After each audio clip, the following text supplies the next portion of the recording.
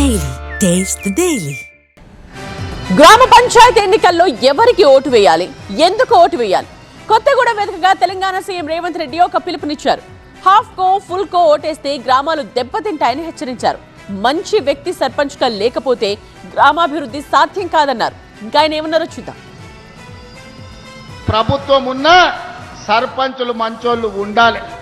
మంచోడు సర్పంచ్ లేకపోతే, మంత్రులతో కలిసి పనిచేసేటోడు మీ ఊర్లో లేకపోతే, ఆపుకో ఫుల్లుకో మందుకో ఓటేస్తే గ్రామాలు దెబ్బతింటాయి.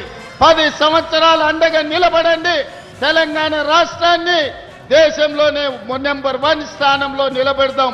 రాబోయే సర్పంచ్ ఎన్నికల్లో తుమ్మల గారితో, భట్టి గారితో, పొంగులేటి గారితో కలిసి రాష్ట్రాన్ని అభివృద్ధి చేసి గ్రామాలను అభివృద్ధి పదం వైపు నడిపించే వాళ్లను సర్పంచులుగా ఎన్నుకోవాల్సిందిగా మళ్ళీ వస్తా.